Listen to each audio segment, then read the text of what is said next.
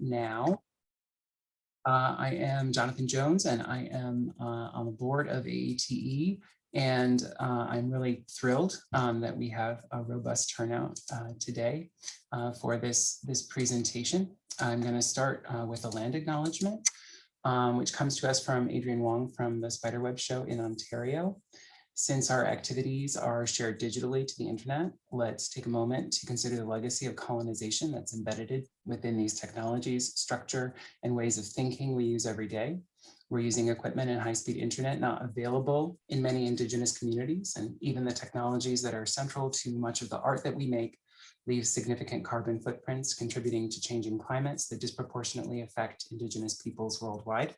So I invite you to join me in acknowledging all this, as well as our shared responsibility to make good of this time and for each of us to consider our roles in reconciliation, decolonization, and allyship. And so if you want to read more about that, certainly you can look to that link at usdac.us, but also you can identify the native lands that you might be joining us from. I am on the land of the Lenape people, which is currently known as New York City, Manhattan. And so if you want to post in the chat where you're joining us from, just in terms of the native lands, that would be fine. But we will otherwise begin with just general sort of introductions. So that indeed, my name is Jonathan Jones. My pronouns are he and him. And I, as I mentioned, I'm joining you from the land of the Lenape people, but I am at NYU in Manhattan. And what do you do? And what do I mean by what do you do? So I teach in the program in educational theater at NYU Steinhardt, which I just realized today I've been doing for 14 years, working with pre-service teachers who, for the most part, at least most of the folks I work with are going to be K through 12 classroom drama teachers. So what we'll do is if you want to just call on someone who can introduce themselves next, and we'll go from there. So I will call on Andrea Smith, if you can introduce yourself. Yes. Hi, Andrea Smith. I'm actually, I like to say my pronouns are what, why for the moment.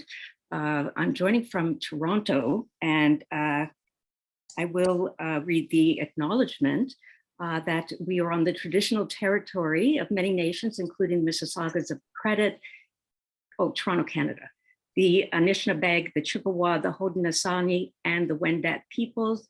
This is now home to many diverse First Nations, Inuit, and Métis people.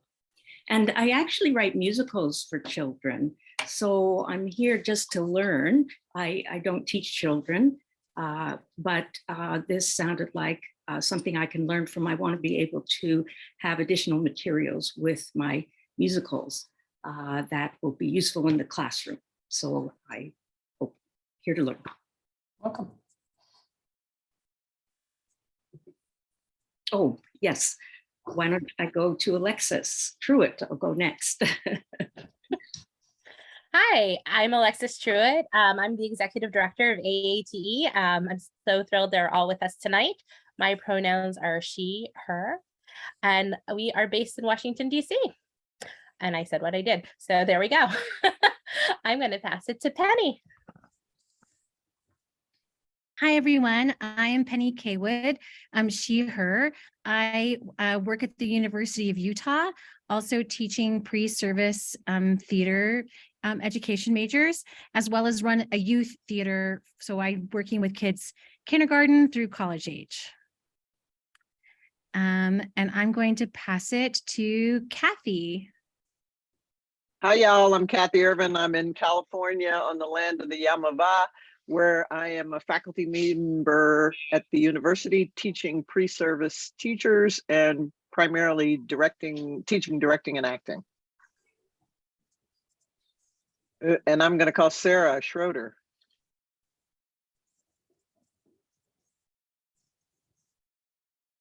Hi, everyone. I'm Sarah Schroeder, she, her. I'm currently joining you from Toronto, so also Toronto, Canada, also the land of many nations, including the Mississaugas of the Credit, the Anishinaabe, the Chippewa, the Haudenosaunee and the Wendat peoples. I'm here on sabbatical, but I usually teach at the University of Regina in pre-service teacher education in an arts ed program focused on trauma.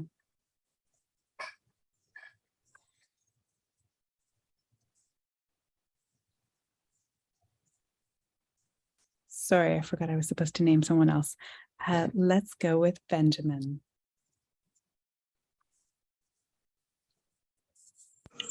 That's me. Hi, my name is, I think I'm the only Benjamin. Yeah. Yeah. Okay, great. My name is Ben Posner, he, him. I teach theater grades 6 through 12 at Horace Mann School in the Bronx, and I'm zooming in from Tarrytown, New York. Thanks. And I'll call on Janet. Sorry, I was supposed to name somebody. Janet. Yes, that's who I was thinking. So Thank you. Thank you. Good psychic energy there. Janet Hayakawa, she, her pronouns. I'm calling in from Washington State, the capital, Olympia, and it's the traditional lands of the Squaxin Island, the Chehalis, and the Nisqually peoples. I am the Associate Director for the Arts at our State Department of Education, which is called the Office of Superintendent of Public Instruction. And I'm also a proud graduate of the Educational Theater Program at NYU. I will call on Olivia. There we go. Hi, everyone. Sorry, my rehearsal ran late, so I am tuning in to you from New York and the traditional land of the Lenape people, and also from the East River currently. I'm the head of drama department at the Brewerly School, and I teach dramatic grades K 5 through 12 right now. And I will call on Chris. Good afternoon. My name is Chris Miller. I actually don't do anything professionally in the theater world. I work as a religion teacher at a Catholic high school, but I am serving as co-chair of the AATE Special Interest Group on Mental Wellness. Also doing a lot of work in that area. And I don't know if I said that I'm in the San Francisco Bay Area. I did, I think. Sorry. Let's see. I'm not sure who else has not chimed in. Jacqueline, have you gone already? No, hello friends. Let's see, here I am. Hello. My name is Jackie. I use she, her pronouns. I work at National Children's Theater, which is on unceded territory from the Yuchi, Shawnee, Cherokee, and Choctaw tribes. I'm education and engagement manager, and I am responsible for cultivating and maintaining positive relationships with our school and community partners. So I'm really looking forward to this session. And could you raise your hand if you haven't had a turn yet, virtual or real hand? Okay, Trina.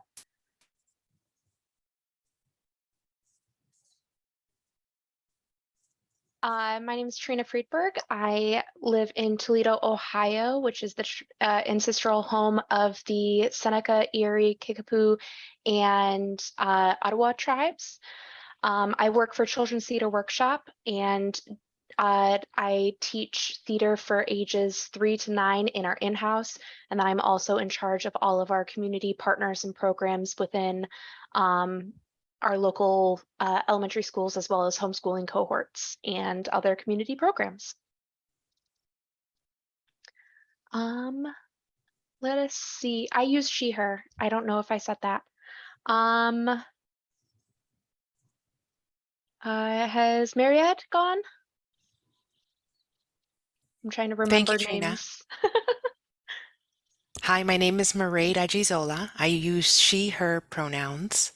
I'm an educator and liberation activist, and I am the education program manager at the Central Square Theater.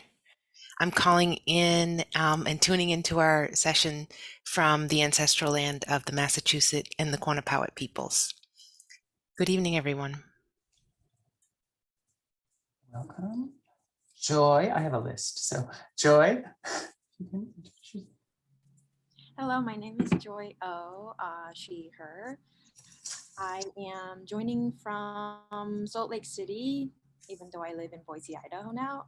I've been education pastor at Protestant churches after I graduate from the educational theater program at NYU, and then happy to see you, Jonathan, again. Hi, everyone. Thank you. I will, Denis, did Yeah. Hi, everyone. My name is Denny. I use the She series. I am a current master's student at Harvard's Graduate School of Education in the Human Development and Education program with an arts and learning concentration.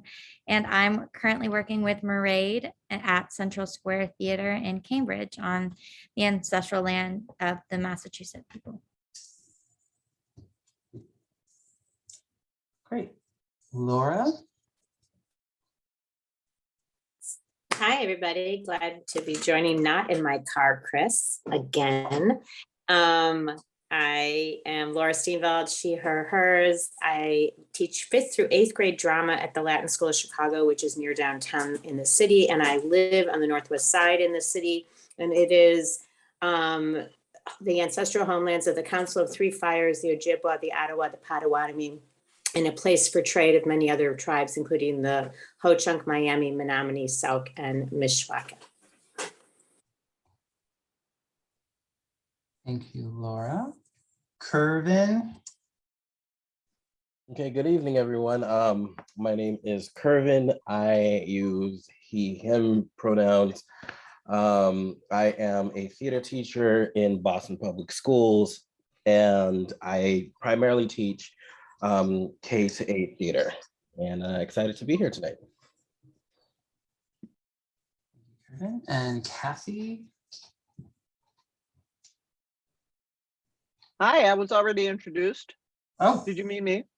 I did. You're right. Morgan. Morgan.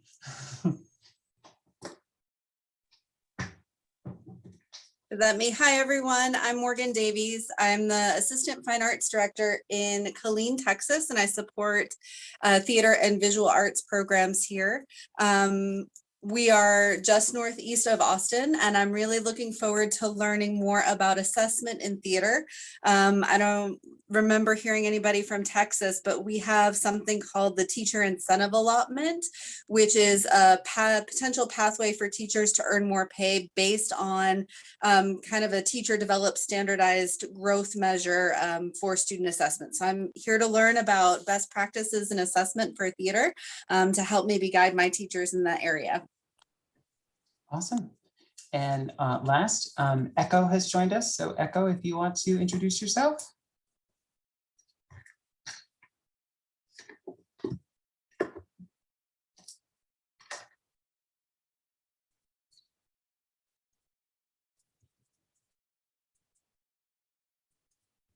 Okay, maybe Echo's not able to speak at the moment. All right, so what we're going to do, thank you all certainly for taking the time. I knew going into this that I would have a sort of diverse group with people who were working in a bunch of different places, and that kind of the needs that you would bring would, on the one hand, kind of guide me through all the different things that I wanted to cover tonight, but also that allowing you to introduce yourselves certainly should frame our discussions. So I'm going to share my screen a little bit some more, and that means I need to figure out my computer again. Okay, there we go. So what we're going to do, I'm on the wrong screen, is just to review briefly what I'm going to attempt to cover in our time together here. So first, to talk about sort of some goal setting, just to get a little more information about where we're at with assessment at this point.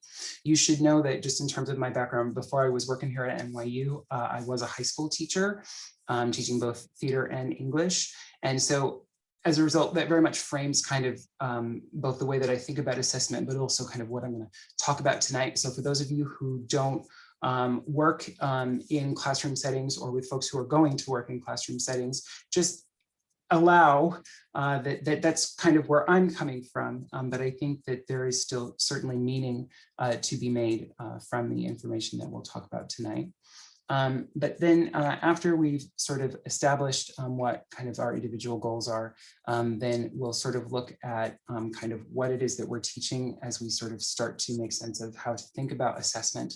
We'll talk a little bit perhaps about learning objectives, and then sort of the three kind of main types of assessment, summative assessment, diagnostic assessment, and formative assessment. And then we'll just sort of see where we end up after that. You should know that in addition to the fact that this session is being recorded, we will also share the PowerPoint later, so you'll have access to these links afterwards as well. But just to get started, I think it's important to just sort of acknowledge where we're at. And so I'm posting a link there, which is to a KWL chart that is going to allow you to list out some of the things that you already know about assessment in drama. And I want you to think about this in two ways. Like, it could be like facts about assessment, like what assessment is or how you implement assessment or whatever that you do with assessment. But it could also be like what you feel about assessment.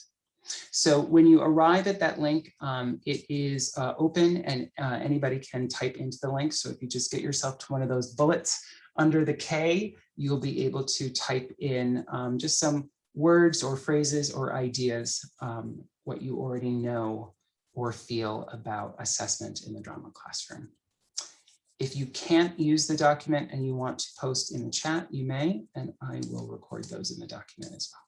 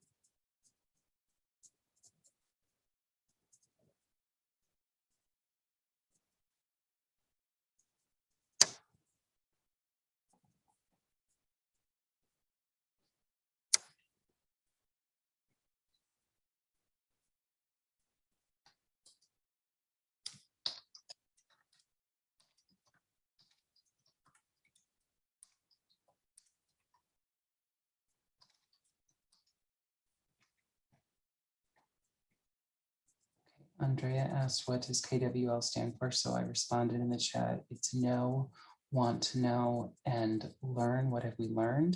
And so when you go to the link, you'll see at the top, there's directions, and the directions are not necessarily tied to what I've asked you to do exactly. They're more kind of general, because you could apply this same strategy in any number of settings. So the idea is that you're asking people to sort of think about a specific topic. What do they know about it already? Then after we've dealt with this, what do we know already? We'll go on to what we want to know. And then after the session, we'll look at things that we might have learned. And that's just a way of making sense of this here.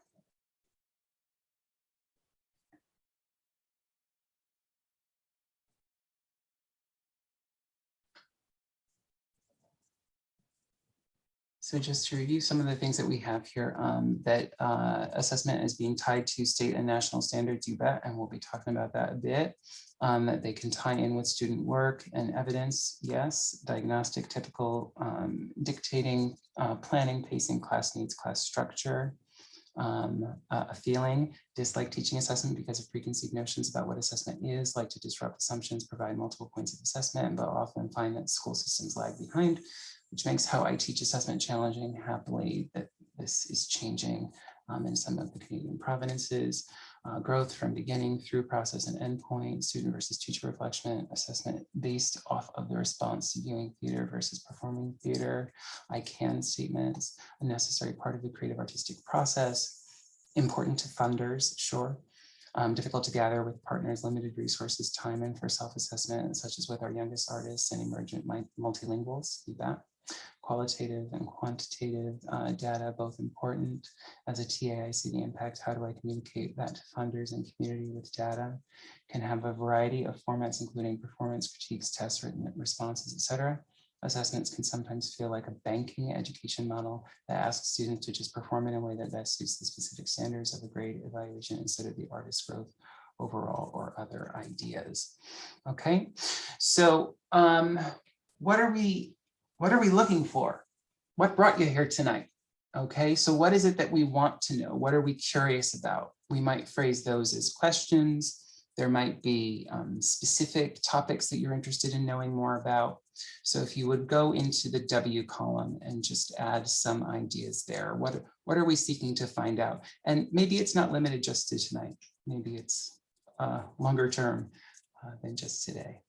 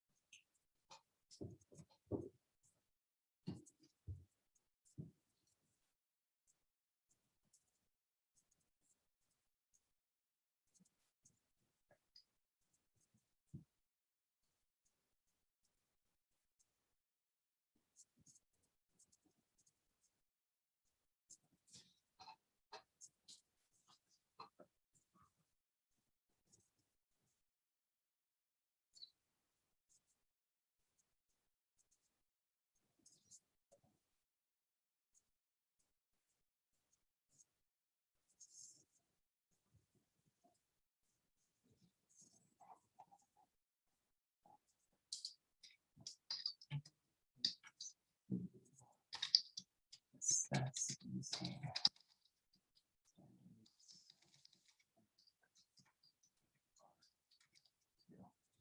All right, Laura, I've got you in there.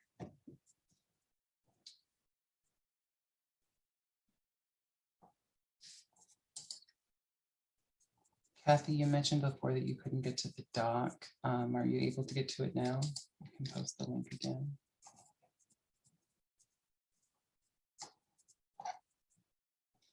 Okay. Oh, there's so many things here. All right, so how do we find ourselves in this place? Kind of as folks working in the field or students still learning about this kind of work. I've been teaching a course here at NYU Steinhardt in assessment in the drama classroom or in drama education for, I guess, 9 or 10 years at this point. And one of the biggest gripes, I guess, that I had at the outset was, why isn't there a book about this? Why is it that when I pick up a text that's going to talk about the drama classroom, it's going to have some little chapter, maybe somewhere at the beginning or somewhere at the end that might have a few things to say about assessment, but not much. And what's that about? What's that about?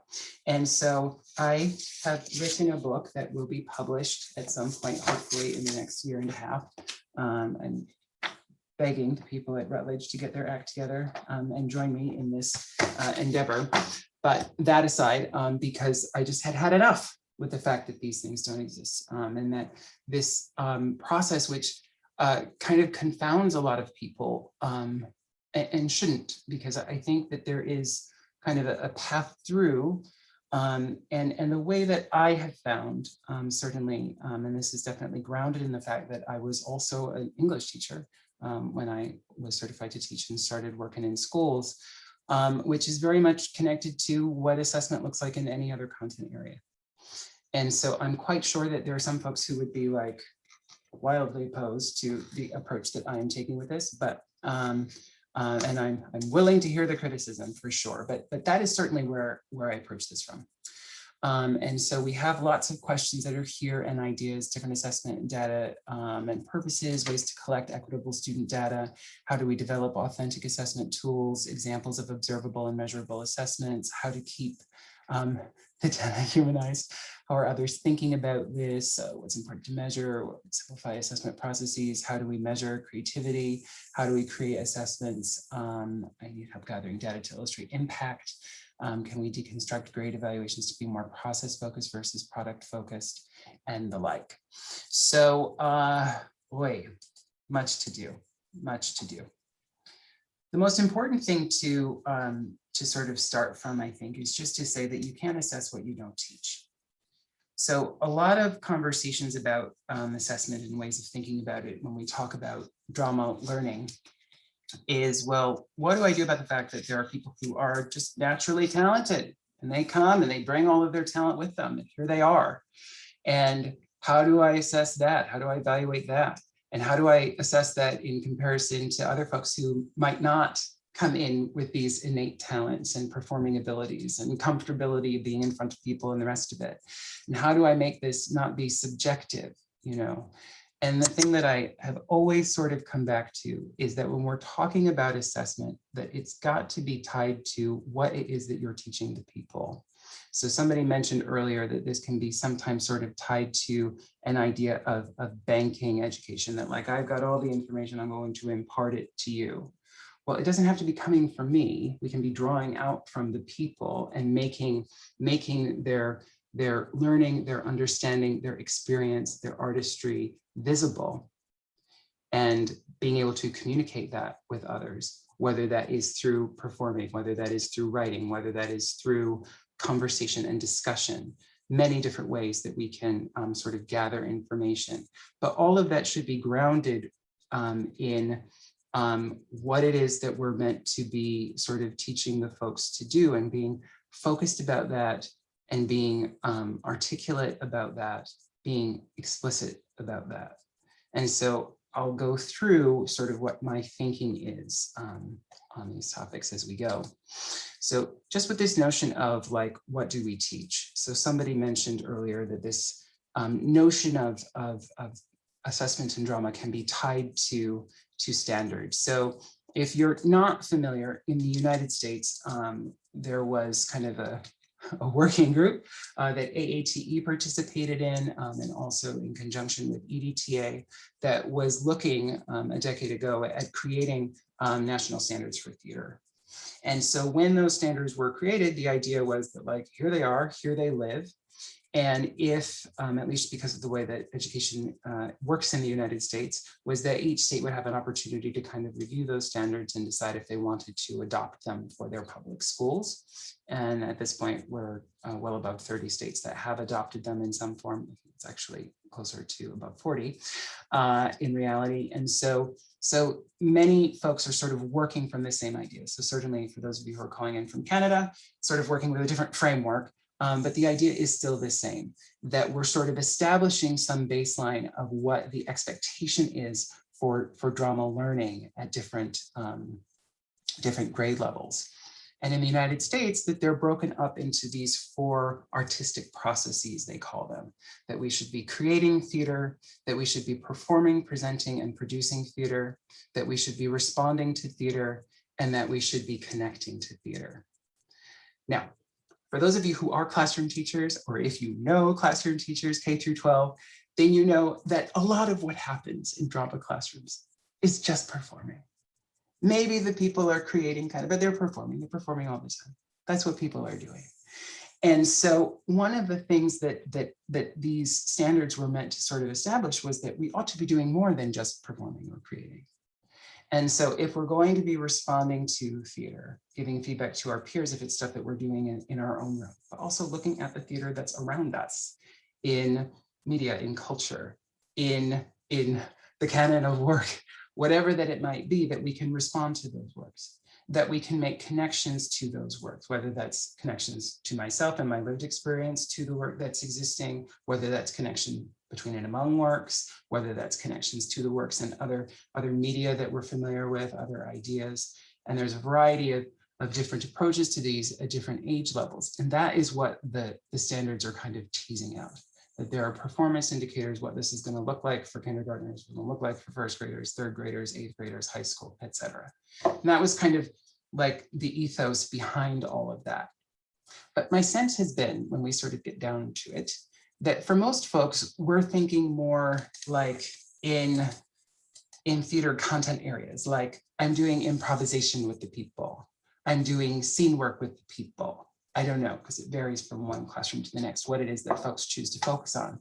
And so I'm just curious, for you, wherever it is that you might be working with people, what kind of stuff do you do with them? What is it that you're teaching the folks? What kind of drama projects concepts and ideas are you working with? So if you just scroll through in that document where we were with the KWL, there's a section that says, what do we teach? And so if we can just add some things to that list, just to get a sense of what are the things that we're doing.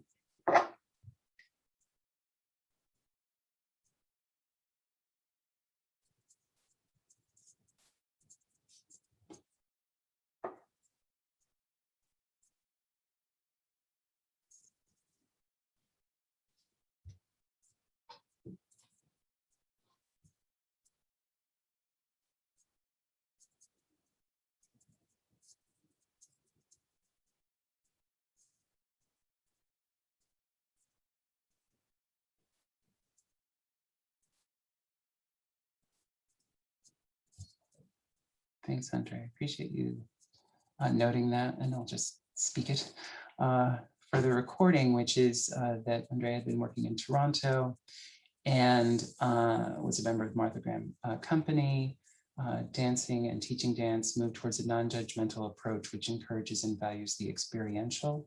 Nothing like these standards, but wanted to mention this. And just in response to that, Andrea, I just want to voice an idea, a provocation, if you will, which is that in public schools, if a state has adopted standards, then the teacher is obligated to be teaching from those standards, if that makes sense. And so in other content areas, because the states will have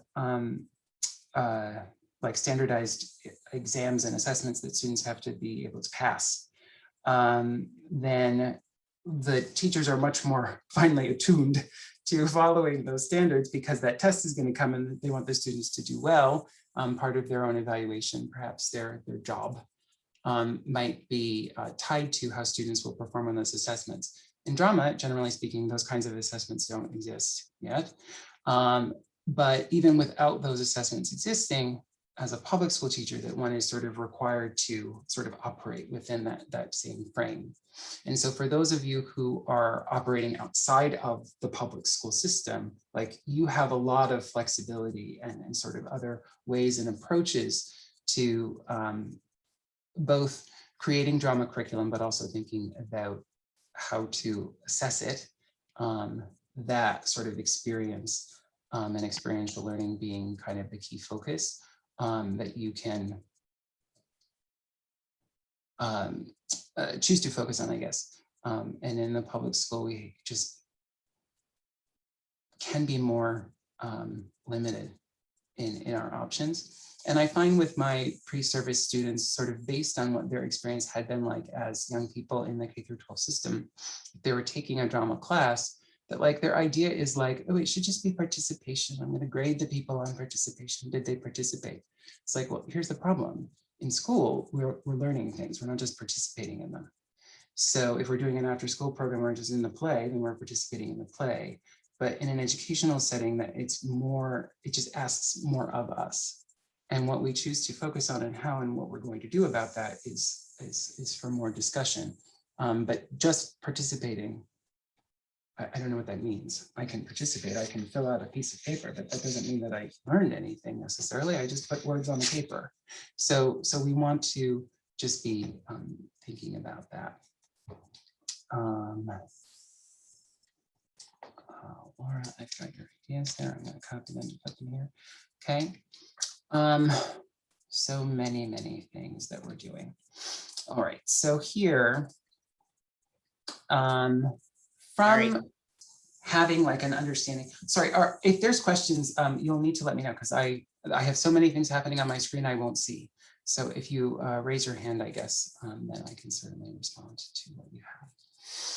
But from the learning objectives, from the content and thinking about what it is that we want to teach in the classroom, the next thing as we're moving towards this idea of assessment is to just be clear with the people about what it is that we expect them to be able to do.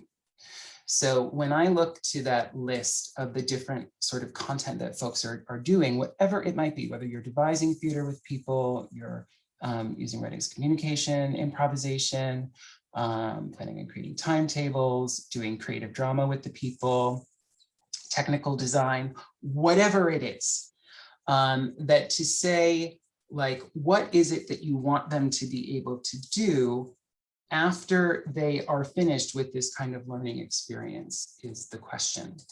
And so to me, if I'm using the national standards as a way of thinking about how to articulate this as a learning objective, I might do this. So in the 6th grade learning standards for creating, they have this one here, identify solutions to design challenges in a drama or theater work.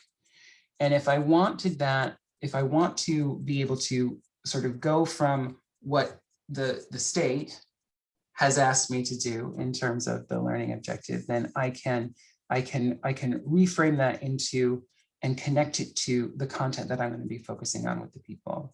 So here I have this: students will be able to identify a solution to a set design challenge. So that language coming right from that performance indicator, but we're going to be doing that within a Shakespeare scene. So identify a solution to a set design challenge. Okay, so we're going to be doing some kind of set design something. I mentioned before, we only assess what we teach. So I'm going to be teaching them something about set design. We're going to be learning about that. I don't know. Whatever it is that we decide we're going to focus on. Okay.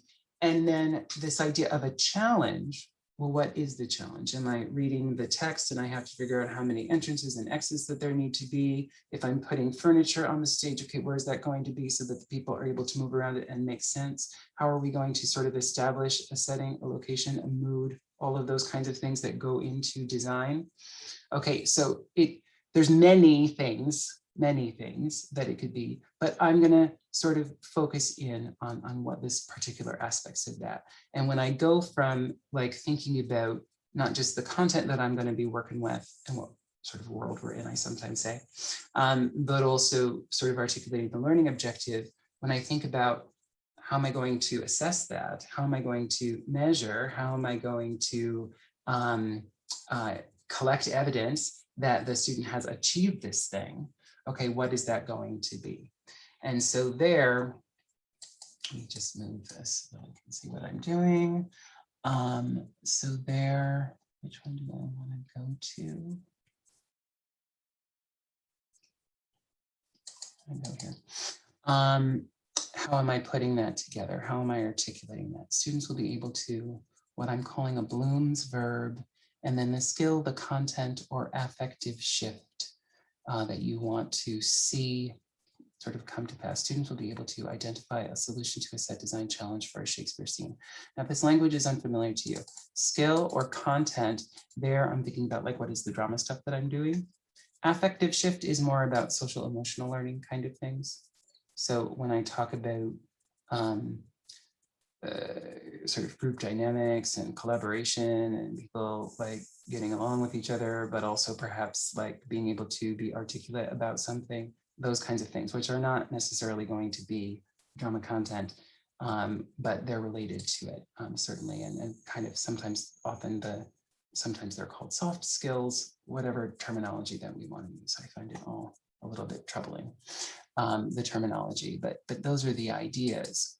When I'm thinking then about other kind of drama experiences and drama content, some other examples of objective, students will be able to identify the collaborative nature of the actor, director, playwright, and designers. Students will be able to revise technical design choices. Students will be able to perform improvisation scenes for their peers. So however it's going to be, I have a way of phrasing that, okay? So if I go back to our list here, we're in the midst of collaboration or in the midst of script analysis, I don't know what, styles, genres of theater, and the like. If we scroll down in that document again, we can look at some options for phrasing a learning objective. So what I want you to do is to think about your theater content that you're teaching and to, okay, sorry, I'm going to stop scrolling, articulate some possible learning objectives. Okay, so what are your students going to be able to do when they're doing that content?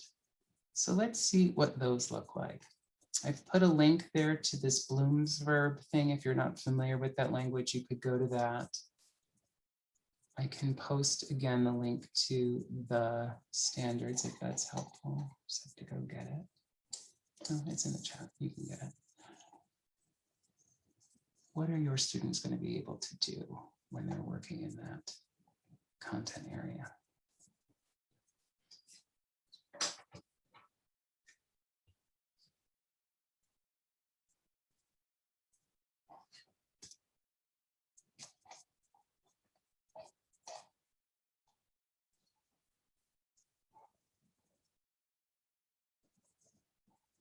Can you share the link to the Google Doc? I sure can. Let me grab it.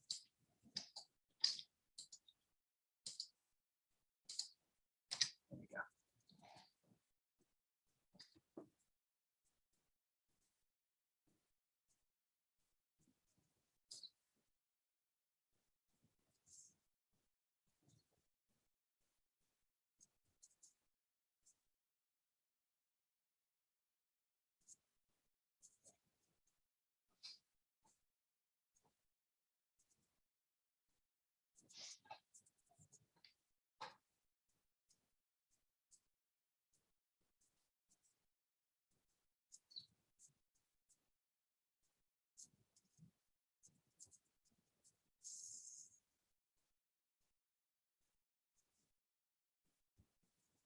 Okay, that Janet asked, and just so that we're all aware, the PowerPoint will be shared afterwards. And you should know there's a lot more information and detail in the PowerPoint overall. I'm skipping things just for time. So if you go back through, you'll see that there's more that's there.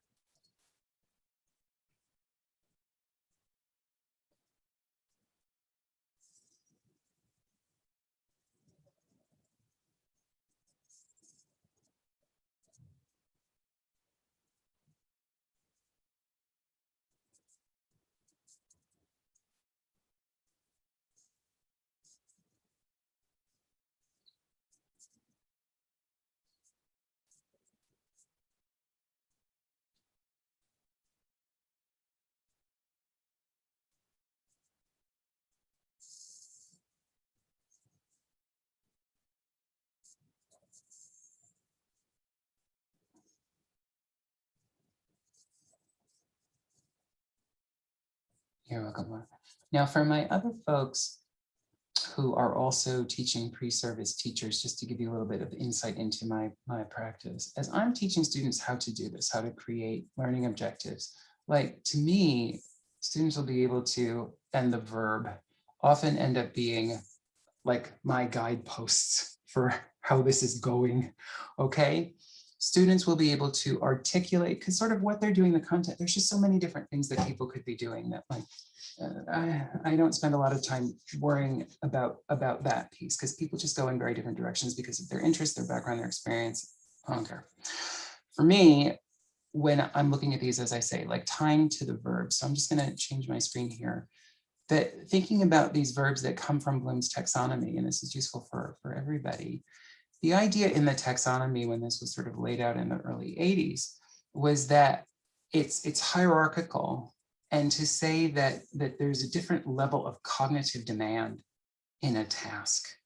And the words that you use, specifically the verb that you use, what the action is, what you're asking of the person, that is going to either be something that for many folks could be kind of simplistic or more demanding. And of course, that's going to vary from person to person, how true that statement is, whether it's simplistic or demanding.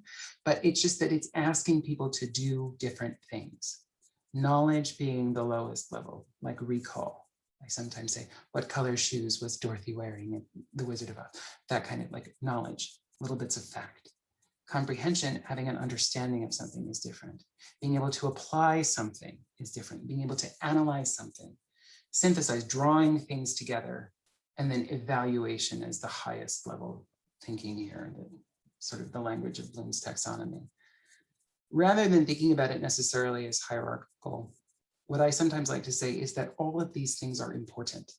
So when I'm creating or producing or responding or connecting, that there is a way of doing those things that can be knowledge-based. There's a way of doing that that requires me to apply things. There's a way of doing that that allows me to evaluate things. And that I want to be giving folks different opportunities to engage with the material different ways. So generally, I'm thinking about my learning objective. It's kind of like the main focus of what we're trying to achieve. But just to be thoughtful kind of over the long term, if we're always asking people just to sort of regurgitate back information that you've given to them, that's sort of the knowledge level thing. And if that's all you're ever asking people to do, you're just missing out, I guess, on many other opportunities that you could be taking. In the same way that if you only focus on one of the artistic processes, you also would be just missing out on those other opportunities with people.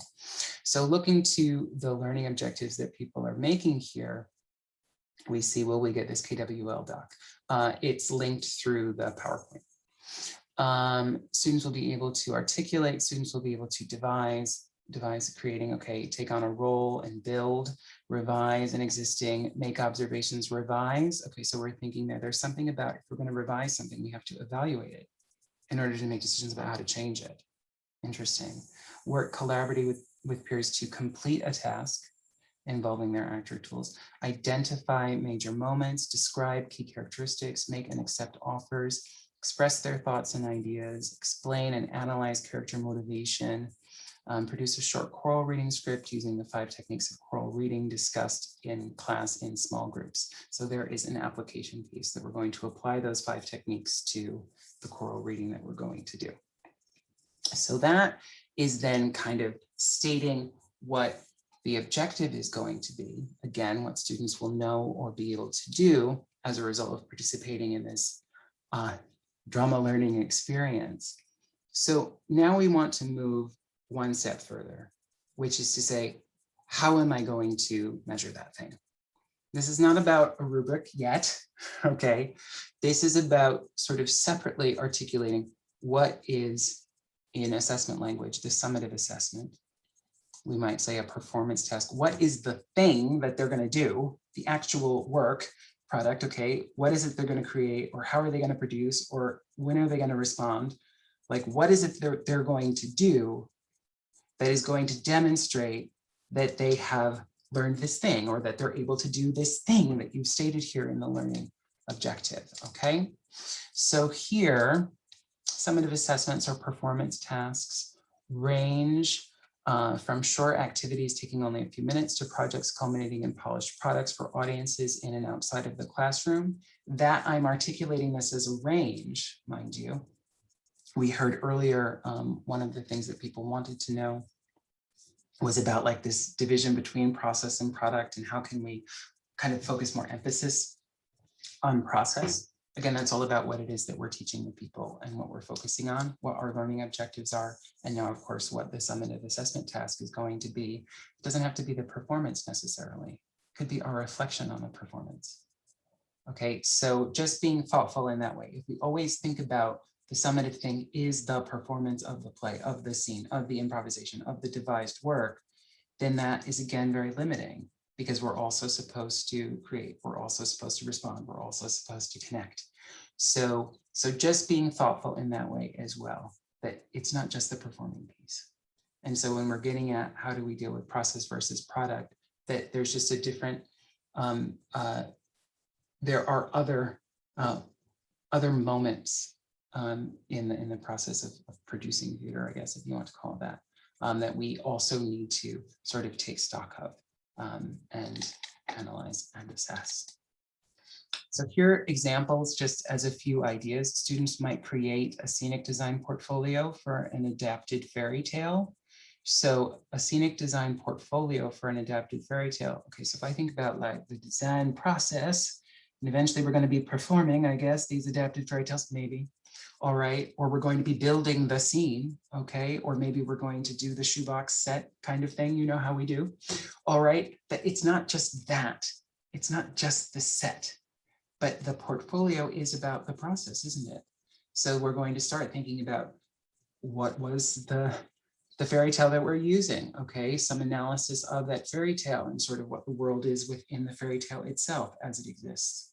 Then also, okay, where are we going to set and then what's it going to be? We've got to do some perhaps historical research or something that's going to sort of get a sense of that world. We know if we're doing a design portfolio that we can have mood boards and other things. And all of that is process as we're getting to the business of, you know, arriving at that final set design in the shoebox or the set that we build on the stage or whatever it might be. So just thinking about that when we talk about process versus product, that there's all of these parts and that there's a way that we can look at the full scope, where we started with the fairy tale and where we ended up and how did we get there. Students stage a scene from the secret garden, I guess, could be students create a theater portfolio containing their work from each lesson. The portfolio examines the roles of the different people involved in a theatrical production and includes a written reflection. I'll know. Could be other things. So being able to identify what is that task that we're going to be doing at the end, which could be a collection of things that we had been working on. All right, and so when we create that task, that summative assessment, then what are the components of that criteria? What is it that you're going to be looking for in that task that is going to show me that we have achieved or have not achieved the learning objective, or we've partially achieved it, or I don't know what. Okay, and it's just being specific. What are the individual kind of components of that thing? Now, if it was a scene performance, okay, so you know, just to be kind of looking behind the curtain a little bit here. If you had a performance rubric, what are the categories on the rubric? That it's memorized, that they're able to inhabit the character, that there are at least 3 different tactics that have been gone. I don't know. Depends on how you're organizing that rubric. This is the idea, okay? That those then are the criteria that you're going to be looking for when you look at that task. Okay? And so rather, well, I shouldn't say rather, can also be thinking of it kind of like in a checklist kind of mentality. Like what are the parts of that task that you're going to expect that the people will know how to do, will know to include, will know how to create or reflect upon or articulate whatever it's going to be, depending on what you've expected there. Okay, so here an example. So this idea of the scenic design portfolio from an adapted fairy tale, just to give you an insight, this is based on a sample assessment that EDTA put together, and there's a bunch of them, and I'll share that with you through the PowerPoint.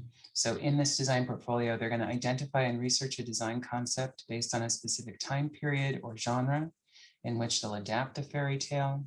They'll construct a mood board and apply the elements of design, color, line, shape, texture, space, mass, and position to create a scale ground plan and to sketch a rendering of their design. They will create a portfolio that includes the design concept, the mood board, the research, the ground plan, and the renderings. So the portfolio being the final piece. So that's what our next sort of piece is. Our next piece, it's kind of our last piece as we're arriving at time, but let's look to that. So here we go back to our document. So what we can do is if you copy and paste your learning objective into one of the boxes down here, and we'll need a lot more boxes.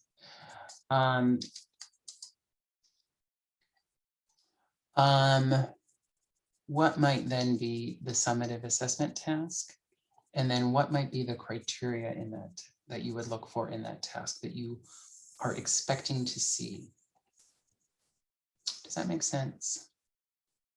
I don't think I phrased that quite well, but it's almost 8 o'clock and I've been here for 12 hours.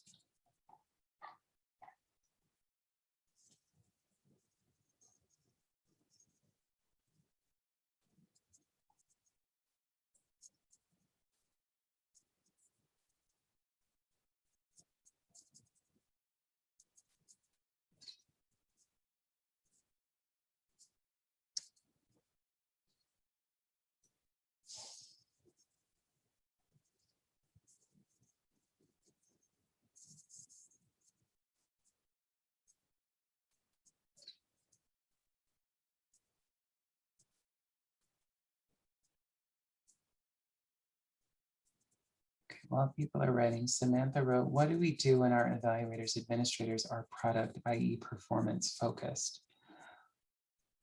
Well,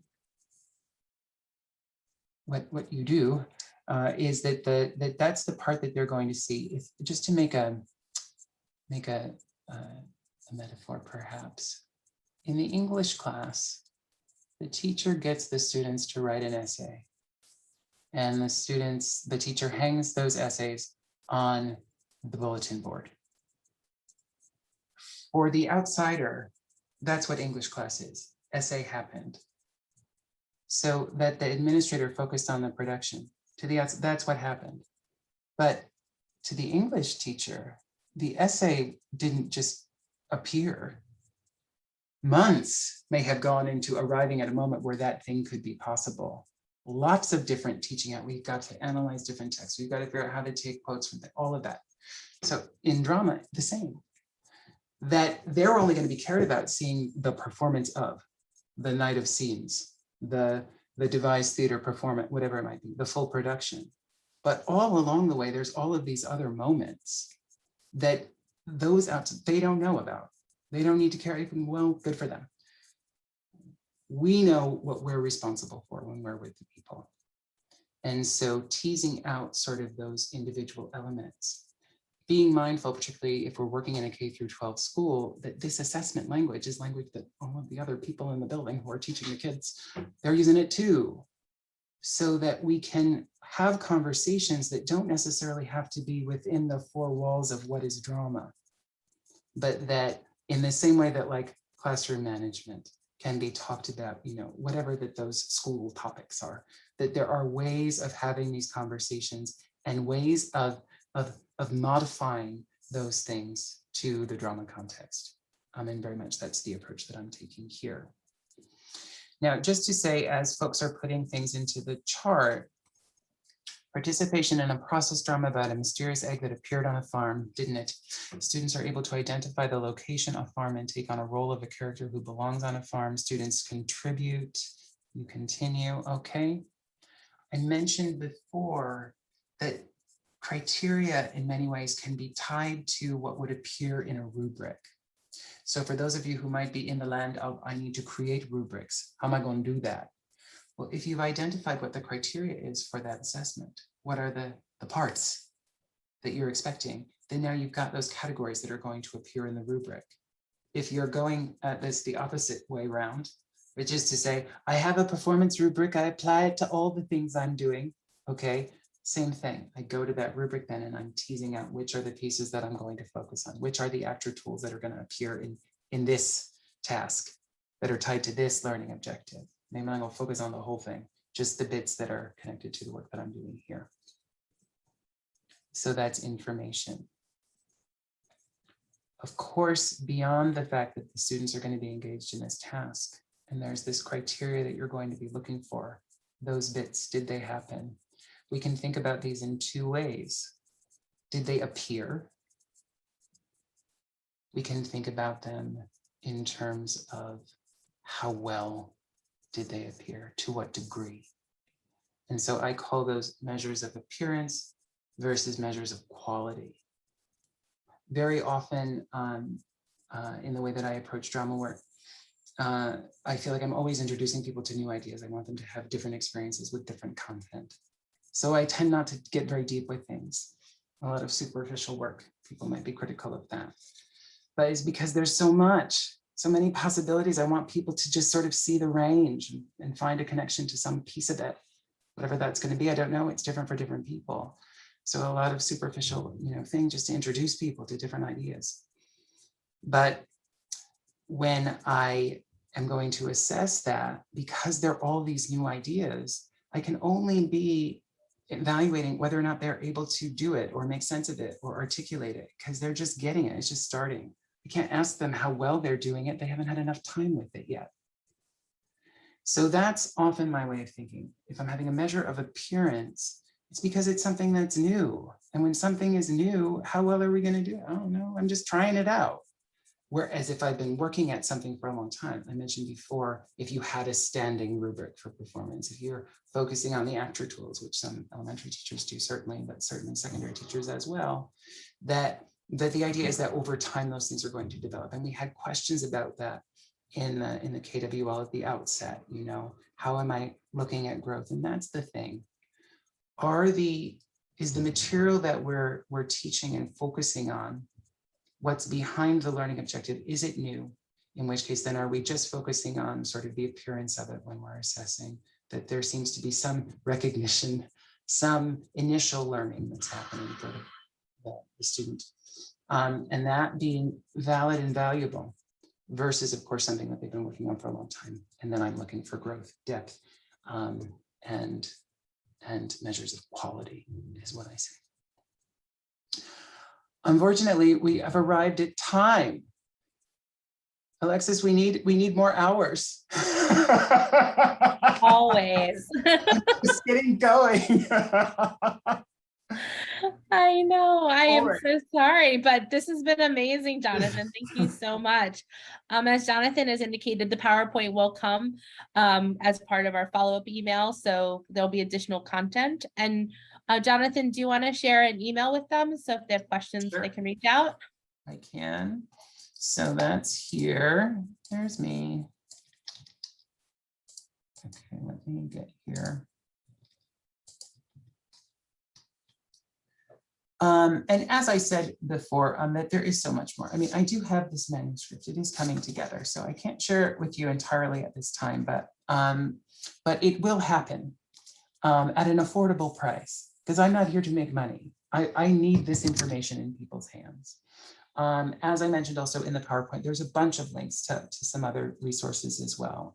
And so certainly once you have access to that, to go through and just look at the things that are out there, because I think that there's a lot of great stuff that's happening in the field at the moment in this area.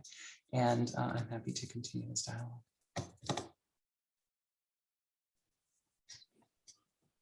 Thank you. This was great, Jonathan. Thanks. Thank you. Thank you again, Jonathan, and thanks for everyone joining us tonight. Bye. We have a couple more. We have a couple more TIOSs, so check them out. November, December. These are so good. Thank you. So our presenters, they're incredible. They are, and you're incredible. Bye, guys. You're